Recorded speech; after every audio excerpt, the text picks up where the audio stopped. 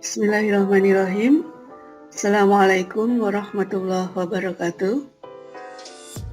Bagaimana kabarnya anak-anak siswa baru kelas 10 MAN 1 Sleman? Alhamdulillah jika sehat semuanya. Sebelum kita mulai pembelajaran kali ini, perkenankan Ibu memperkenalkan diri terlebih dahulu.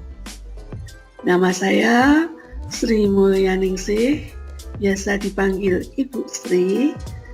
Alamat saya ada di Wonotawang, RT 08, Bangunjiwo, Kasihan, Bantul. Nomor HP yang saya miliki 0821 342 90714. Pada kesempatan kali ini, Ibu akan menyampaikan materi dengan judul persamaan dan pertidaksamaan linier nilai mutlak. Nah, apakah kalian sudah siap menyimak? Di dalam bab ini nanti yang akan kita pelajari diantaranya 1. Nilai mutlak, 2. Persamaan nilai mutlak, dan juga pertidaksamaan nilai mutlak. Nah, pada pertemuan yang pertama ini nanti, jelas kita akan mengetahui dulu tentang pengertian dari nilai mutlak. Sebelum kita mengetahui yang seperti apakah nilai mutlak itu, maka terlebih dahulu kita harus tahu tentang apa itu kalimat terbuka dan juga apa itu kalimat tertutup. Kalimat terbuka adalah kalimat yang belum dapat ditentukan nilai kebenarannya. Contohnya di sini saya contohkan X plus 7 sama dengan 9. Nah, di sini masih ada variabel X yang ada di dalam soal itu, sehingga X harus kita cari terlebih dahulu. Berapa X-nya? Nah, berapa ditambah 7 hasilnya 9. Otomatis jawabannya adalah 2. Nah, karena di dalam kalimat itu tertulis X plus 7, X-nya harus dicari dulu, maka seperti itu dikatakan dengan kalimat terbuka. Nah, contoh yang lain, suatu bilangan dikuadratkan, kemudian dikurangi 16, hasilnya sama dengan 0. Apakah itu kalimat terbuka? Jawab sendiri ya. Nah, kalau kalimat tertutup adalah kalimat yang lawan dari yang terbuka tadi. Kalimat tertutup itu adalah kalimat yang sudah bisa ditentukan nilai kebenarannya. Contohnya, 2 ditambah 3 yaitu sama dengan 5. Jelas sekali kan kalau 2 tambah 3 itu 5, sudah benar. Nah, di bawah ini apakah termasuk kalimat tertutup? Ayam berkembang biak dengan cara bertelur. Jawabnya adalah jawab sendiri. Baiklah, kita lanjutkan. Seperti apakah pengertian nilai mutlak itu? Marilah kita bahas satu persatu. Yang pertama adalah kata lain dari nilai mutlak.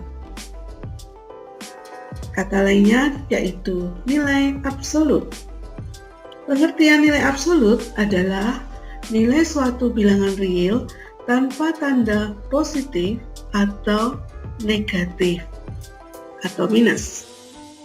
Yang kedua, nilai mutlak biasa digunakan untuk menghitung jarak. Kita misalkan pada garis bilangan, jika kita mulai menghitung dari 0, ke kanan, arah ke kanan berarti dia positif, arah ke kiri berarti dia negatif.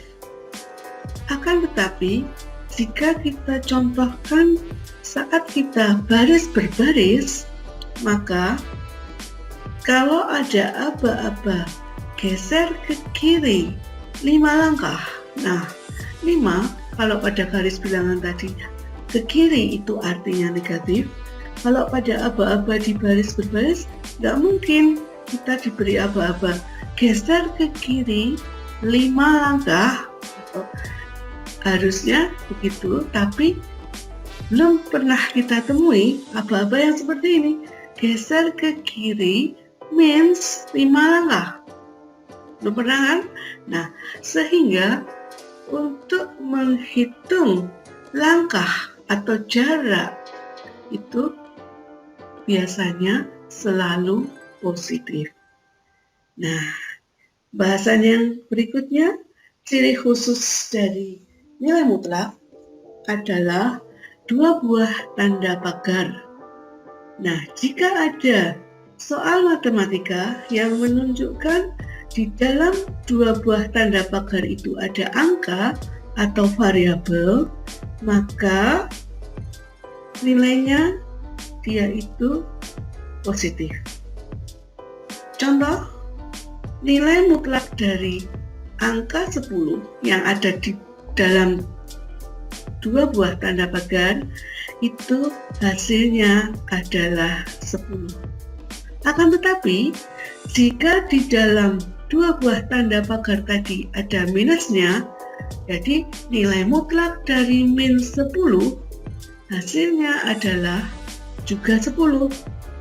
Nah, sehingga dapat kita simpulkan bahwa nilai mutlak itu adalah nilai yang selalu positif. Kita lanjutkan dengan pengertian definisi nilai mutlak.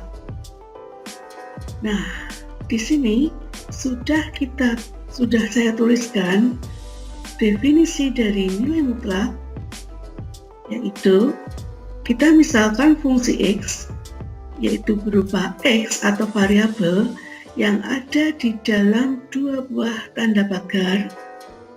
Hasilnya nanti dia bisa positif dan juga bisa negatif. Kalau positif tentunya jika X lebih besar atau sama dengan 0, dan jika negatif maka X itu pasti kurang dari 0.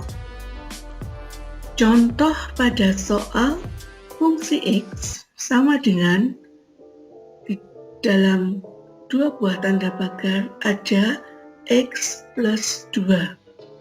Hasilnya adalah minus 2. Kok bisa?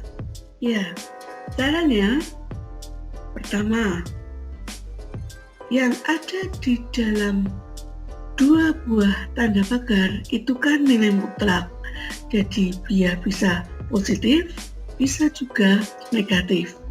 Nah, untuk contoh X plus 2 itu yang bisa positif, maka X plus 2 itu kita sama dengankan dengan 0, sehingga X sama dengan minus 2.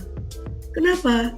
Karena nilai plus 2 di sebelah kiri sama dengan itu akan kita pindahkan ke ruas sebelah kanan.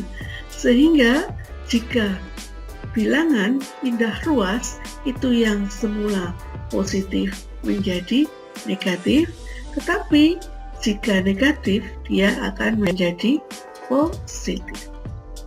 Nah, yang kedua, tadi kalau yang pertama positif, maka sekarang kita negatifkan. Yang ada di dalam 2 buah tanda pagar ini, tadi X plus 2, maka lawannya atau negatifnya adalah kalau semula X menjadi min X dan plus menjadi min.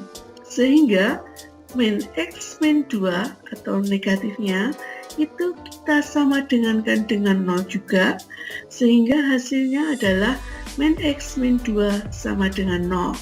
Nah, Min X sendiri sama dengan karena min 2 pindah di sebelah ruas kanan menjadi positif, sehingga min X sama dengan 2. Kalau kita tanyakan atau kita cari X-nya saja, maka X sama dengan min 2. Kesimpulan yang dapat kita ambil dari soal ini adalah untuk pengerjaan atau cara yang satu sama yang dua itu nanti hasil akhirnya akan selalu sama. Jika hasilnya berbeda, berarti cara mengerjakan itu salah. Sampai di sini dulu. Insya Allah kita akan berjumpa kembali di pertemuan yang akan datang. Terima kasih. Assalamualaikum warahmatullahi wabarakatuh.